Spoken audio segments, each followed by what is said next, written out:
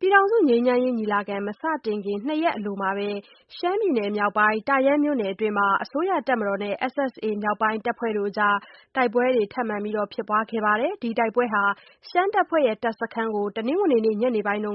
မြန်မာတပ်ဘက်က ထိုးစစ်ဆင်တိုက်ခိုက်ခဲ့တာဖြစ်ပြီး ဒီကနေ့မှာတော့ အခြေအနေ ပြန်ငြိမ်သက်သွားပြီဖြစ်ပါတယ်။ သတင်းအပြည့်အစုံကိုတော့ ဗွီအိုအေမြန်မာပိုင်းရဲ့သတင်းထောက် ကိုမိုးဇော်က တင်ပြထားပါတယ်။ ရှမ်းပြည်နယ်မြောက်ပိုင်းဒေသမှာ လတ်တလောဖြစ်ပွားခဲ့တဲ့တိုက်ပွဲဟာ တန့်ယန်းမြို့နယ် မိုင်းကောင်ကျေးရွာအုပ်စုအတွင်းမှာဖြစ်ပါတယ်။ ဒီတိုက်ပွဲဟာ တနင်္ဂနွေနေ့က ဖြစ်ပွားခဲ့ပြီး ဖြစ်ပွားတဲ့အခြေအနေကို ရှမ်းပြည်တိုးတက်ရေးပါတီ SSPP/SSA မြောက်ပိုင်းရဲ့ ပြောရေးဆိုခွင့်ရှိသူ ဗိုလ်မှူးစိုင်းဆုက အခုလို ပြောပါတယ်။ “တိုက်ပွဲကျတော့ မနေ့က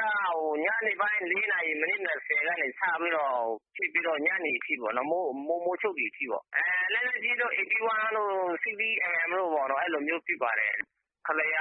33 ရယ်၊ ခမရ 523 ရယ်၊ ပြီးတော့လည်း ခလရ 147 တပ်ရင်းရယ် ၃ ရင်းတွေနဲ့ သူတို့က ပူးပေါင်းပြီးတော့ စစ်ဆင်တာပါ။ တိုက်တယ်ဆိုတာက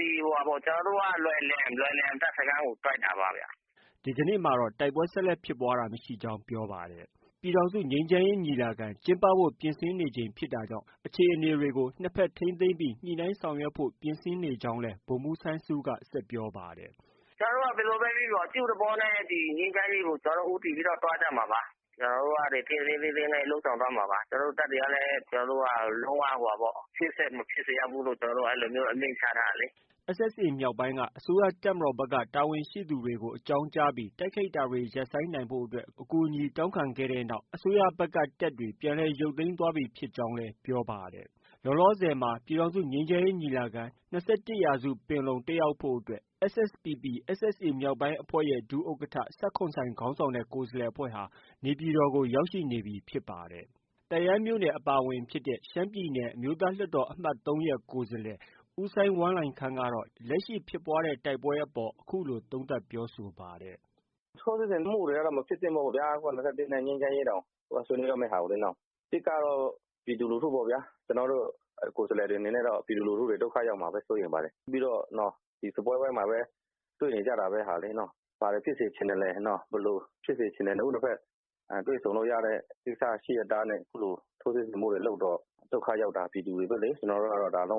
ဝမဖြစ်သင့်ပါဘူးပေါ့နော်။ မလုပ်စေချင်ပါဘူးပေါ့။ ဒီလိုညီလာခံကြီး မစခင်မှာ အဲလိုဖြစ်တော့ သံသယတွေ ဝင်ကုန်တာပေါ့လေနော်။ ဒါမဖြစ်သင့်တဲ့ကိစ္စပေါ့။” တနင်္ဂနွေနေ့က တိုက်ပွဲဖြစ်ပွားခဲ့တဲ့ဒေသဟာ ပြီးခဲ့တဲ့ဧပြီလအတွင်းက ရှမ်းတပ်ဖွဲ့ရဲ့ စစ်စခန်းတွေကို ဆုတ်ခွာပေးဖို့အတွက် အစိုးရတပ်မတော်က တောင်းဆိုခဲ့ဖူးပြီး နှစ်ဘက်အကြားမှာ တင်းမာမှုတွေဖြစ်ခဲ့ရတဲ့ဒေသဖြစ်ပါတယ်။ ပြီးခဲ့တဲ့အပတ်အတွင်းကတော့ ကချင်ပြည်နယ် ဝိုင်းမော်မြို့နယ်နဲ့ ရှမ်းပြည်နယ်မြောက်ပိုင်း နမ့်ခမ်းမြို့နယ်အတွင်းမှာ ကချင်၊ ပလောင် စတဲ့လက်နက်ကိုင်တပ်ဖွဲ့နဲ့ အစိုးရတပ်မတော်အကြားမှာ တိုက်ပွဲတွေဖြစ်ပွားခဲ့ပါတယ်။ ရှမ်းပြည်နယ်မြောက်ပိုင်းဒေသမှာ လတ်တလောဖြစ်ပွားခဲ့တဲ့တိုက်ပွဲဟာ တန့်ယန်းမြို့နယ် မိုင်းကောင်ကျေးရွာအုပ်စုအတွင်းမှာဖြစ်ပါတယ်။ ဒီတိုက်ပွဲဟာ တနင်္ဂနွေနေ့က ဖြစ်ပွားခဲ့ပြီး ဖြစ်ပွားတဲ့အခြေအနေကို ရှမ်းပြည်တိုးတက်ရေးပါတီ SSPP/SSA မြောက်ပိုင်းရဲ့ ပြောရေးဆိုခွင့်ရှိသူ ဗိုလ်မှူးစိုင်းဆုက အခုလို ပြောပါတယ်။ “တိုက်ပွဲကျတော့ မနေ့က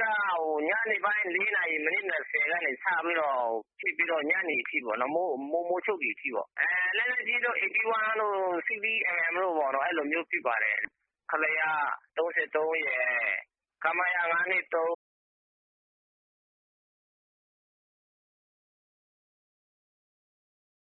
ပြည်ထောင်စုငြိမ်းချမ်းရေးညီလာခံမစတင်ခင် 2 ရက်အလိုမှာပဲ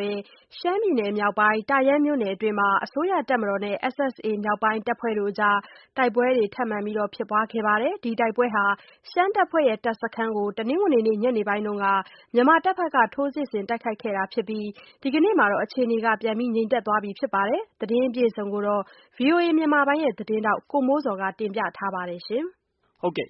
နော်တို့က လုံးဝရှေ့ဆက်မဖြစ်စေရဘူးလို့ အဲလိုမျိုး အမိန့်ချထားတာလေ။ SSA မြောက်ပိုင်းက အစိုးရတပ်မတော်ဘက်က တာဝန်ရှိသူတွေကို အကြောင်းကြားပြီး တိုက်ခိုက်တာတွေ ရပ်ဆိုင်းနိုင်ဖို့အတွက် အကူအညီတောင်းခံခဲ့တဲ့နောက် အစိုးရဘက်က တပ်တွေ ပြန်လည်ရုပ်သိမ်းသွားပြီဖြစ်ကြောင်းလည်း ပြောပါတယ်။ လောလောဆယ်မှာ ပြည်ထောင်စုငြိမ်းချမ်းရေးညီလာခံ ၂၁ ရာစုပင်လုံတက်ရောက်ဖို့အတွက် SSPP/SSA မြောက်ပိုင်းအဖွဲ့ရဲ့ ဒုဥက္ကဋ္ဌ စဝ်ခွန်ဆိုင်ခေါင်းဆောင်တဲ့ ကိုယ်စားလှယ်အဖွဲ့ဟာ နေပြည်တော်ကို ရောက်ရှိနေပြီဖြစ်ပါတယ်။ တန့်ယန်းမြို့နယ်အပါအဝင်ဖြစ်တဲ့ ရှမ်းပြည်နယ် အမျိုးသားလွှတ်တော်အမှတ် ၃ ရဲ့ ကိုယ်စားလှယ် ပြီးတော့လည်း ခလရ 147 တပ်ရင်းရယ် ၃ ရင်းတွေနဲ့ သူတို့က ပူးပေါင်းပြီးတော့ စစ်ဆင်တာပါ။ တိုက်တယ်ဆိုတာဒီကျွန်တော်တို့ကလွယ်လန်တပ်စခန်းကိုတိုက်တာပါဗျာ။ဒီကနေ့မှာတော့တိုက်ပွဲဆက်လက်ဖြစ်ပွားတာမရှိကြောင်းပြောပါတယ်။ပြည်ထောင်စုငြိမ်းချမ်းရေးညီလာခံကျင်းပဖို့ပြင်ဆင်နေချိန်ဖြစ်တာကြောင့်အခြေအနေတွေကိုနှစ်ဘက်ထိန်းသိမ်းပြီးညှိနှိုင်းဆောင်ရွက်ဖို့ပြင်ဆင်နေကြောင်းလည်းဗိုလ်မှူးစိုင်းဆုကဆက်ပြောပါတယ်။ကျွန်တော်တို့ကဘယ်လိုပဲပြီးတော့အကျိုးတဘောနဲ့ဒီငြိမ်းချမ်းရေးကိုကျွန်တော်တို့ဦးတည်ပြီးတော့တွားကြမှာပါ။ကျွန်တော်တို့ကထိန်းသိမ်းနဲ့လှုပ်ဆောင်သွားမှာပါ။ကျွန်တော်တို့တပ်တွေကလည်းဦးစိုင်းဝမ်းလှိုင်ခန်းကတော့လက်ရှိဖြစ်ပွားတဲ့တိုက်ပွဲအပေါ်အခုလိုသုံးသပ်ပြောဆိုပါတယ်။ထိုးစစ်ဆင်မှုတွေကတော့မဖြစ်သင့်ပါဘူးဗျာ။21နဲ့ငြိမ်းချမ်းရေးတောင်ဆွေးနွေးတော့မယ့်ဟာကိုလေနော်။တစ်ကတော့ပြည်သူလူထုပေါ့ဗျာ။ကျွန်တော်တို့ကိုယ်စားလှယ်တွေအနေနဲ့တော့ပြည်သူလူထုတွေဒုက္ခရောက်မှာပဲစိုးရိမ်ပါတယ်။ပြီးတော့ဒီစပွဲပိုင်းမှာပဲ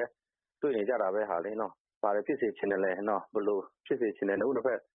တွေ့ဆုံလို့ရတဲ့ကိစ္စရှိရတာနဲ့အခုလိုထိုးစစ်ဆင်မှုတွေလုပ်တော့ဒုက္ခရောက်တာပြည်သူတွေပဲလေကျွန်တော်တို့ကတော့ဒါတော့မဖြစ်သင့်ပါဘူးပေါ့နော်။မလုပ်စေချင်ပါဘူးပေါ့